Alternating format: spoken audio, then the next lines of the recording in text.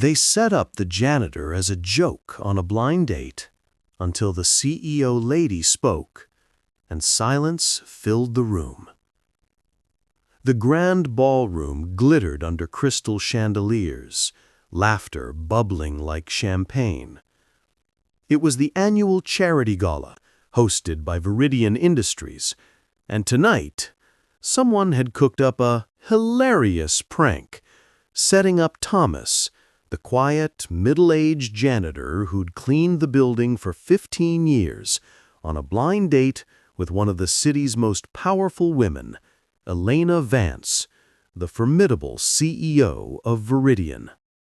Thomas had been told it was a staff appreciation dinner.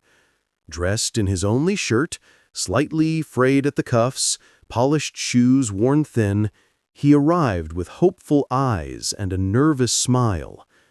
But the moment he stepped into the room, the air shifted. Whispers spread like wildfire. Guests exchanged smirks.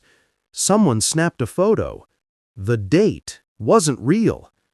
It was a setup, a cruel joke orchestrated by a group of junior executives who thought watching the lowly janitor fumble in front of high society would be the night's best entertainment.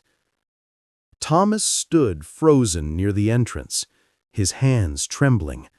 He saw the mocking glances, heard the stifled giggles.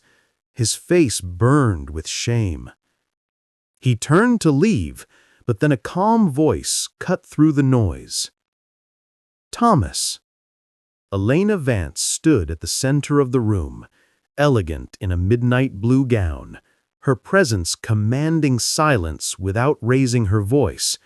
She walked toward him, heels clicking like a metronome of resolve. The crowd parted, confused, their smirks fading.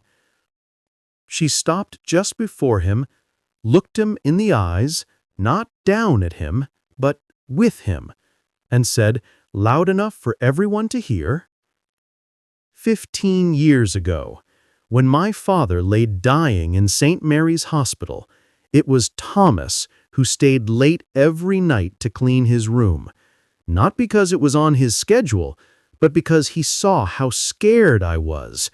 He'd bring me coffee, tell me stories about his daughter, and never once made me feel like I was just another grieving stranger. He treated my father like family." A hush fell over the ballroom.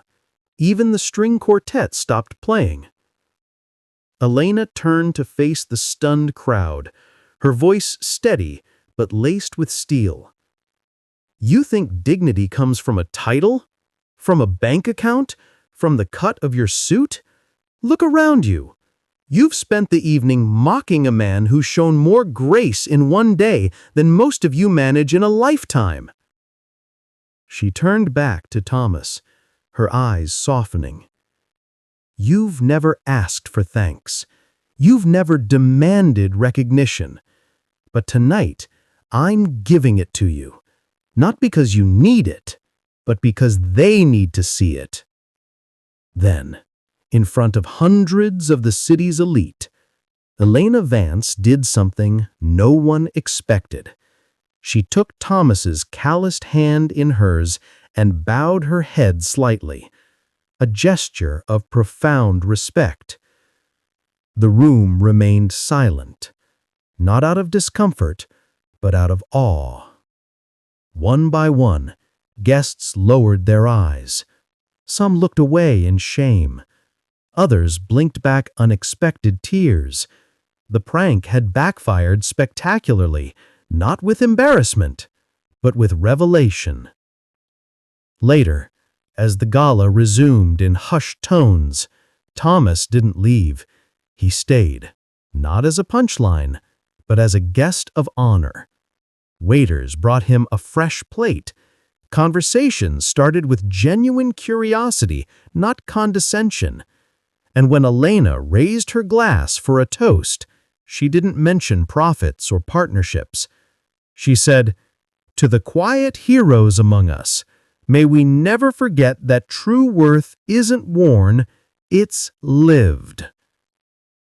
Thomas, for the first time in years, stood tall, not because he'd been elevated by fame or fortune, but because someone had finally seen him. And in that moment, the entire room learned a lesson far more valuable than any business deal.